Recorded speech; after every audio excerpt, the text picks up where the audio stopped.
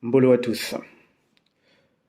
Je vais révéler ici un mystère secret, du moins un mystère caché. Il est plus qu'utile, nécessaire, que l'être humain, l'homme avec un grand H, ait accès à ce qui se passe réellement dans les plans supérieurs. Encore une fois, l'initié qui a gravi ou encore qui fréquente les sphères très élevées, qui fréquente les grandes consciences dans le cosmos, n'est pas à la recherche de la vérité. Il est dans le réel. Alors, dans l'histoire de la Bible, qui, je ne cesse de le rappeler, est un livre mystique, mais qui a aussi son importance sur le plan religieux bien évidemment. Il y a un détail qui vous a échappé probablement. Ça se passe dans l'histoire de la Genèse. Celui qui s'appelle Dieu s'est approché d'une personne. C'est l'histoire de Caïn et Abel. Il a demandé à Caïn, où est ton frère? Écoutez la réponse de Caïn. Caïn va dire, suis-je le gardien de mon frère? Si vous poussez le savoir plus loin, la réponse de Caïn a laissé supposer que c'est comme si Dieu avait établi Caïn, qui était l'aîné, comme celui qui devait garder son frère tous les jours. Caïn ayant commis le meurtre va dire à celui qu'ils appellent Dieu, suis-je le gardien de mon frère? Et cette histoire se passe, s'il vous plaît, au début de la Bible, à la Genèse. On parlait déjà du gardien. Lorsque l'être humain descend sur la terre, plusieurs écoles de mystère, plusieurs écoles traditionnelles, plusieurs écoles mystiques, ésotériques dans le monde ont donné et ont révélé l'image selon laquelle nous descendons avec un ange gardien. Cet ange gardien est censé nous protéger, veiller sur nous, nous enlever de certains problèmes et nous faire du bien.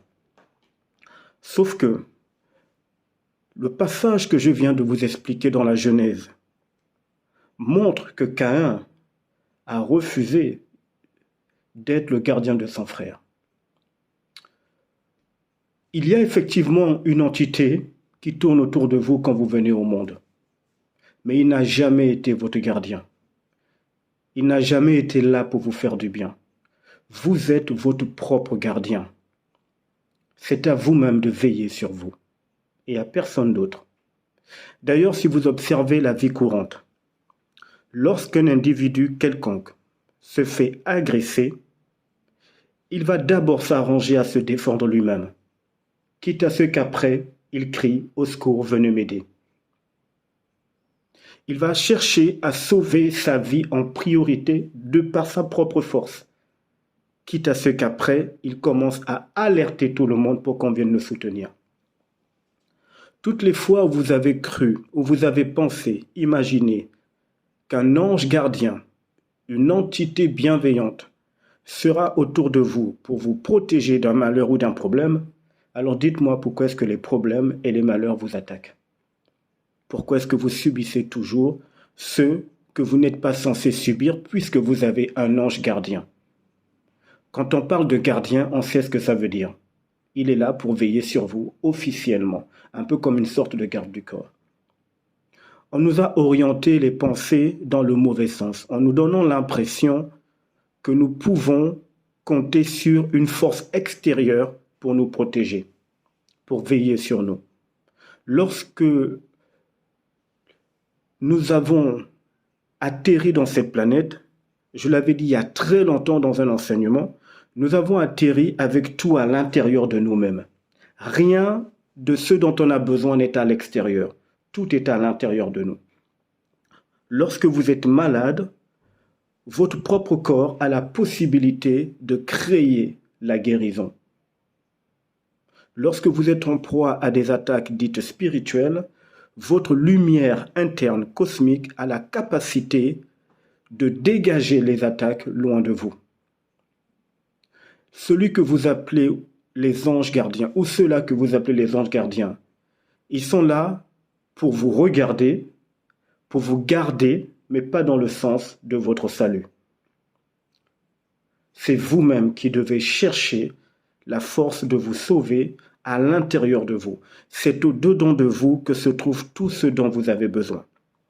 Alors, je veux prendre une petite parenthèse dans l'histoire de notre merveilleux continent, dans une des traditions les plus anciennes du peuple Écan, dont je suis originaire.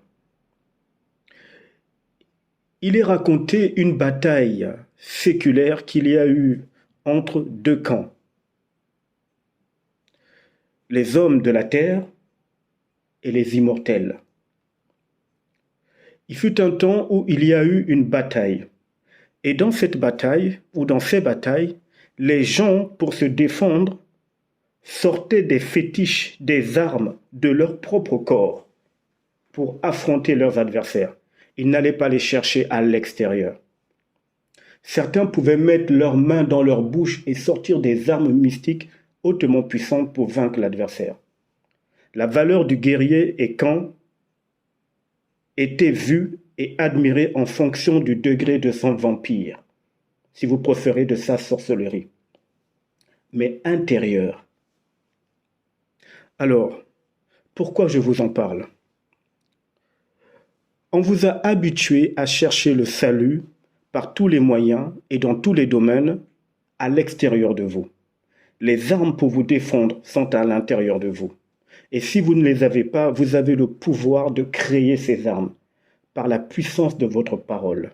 La parole que vous négligez, dont on vous a fait croire qu'elle n'a aucune valeur, à tel point que lorsque vous avez commencé à émettre des pensées ou à émettre certains mots, certains ont été positionnés pour vous rabaisser en vous disant que ce que tu dis n'a aucun sens.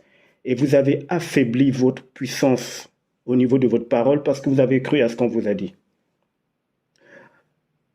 Aucun salut, pour ceux qui sont dans la pensée du salut, ne vient de l'extérieur.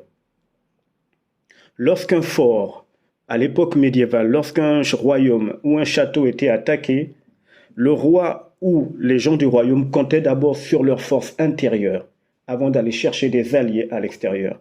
Alors d'où vient l'idée que l'on vous enseigne que pour pouvoir vous sauver d'un méchant sorcier ou pour pouvoir vous sauver de certaines entités qui sont dans d'autres dimensions et qui gravitent dans notre planète, il faut chercher les armes ailleurs, le salut ailleurs.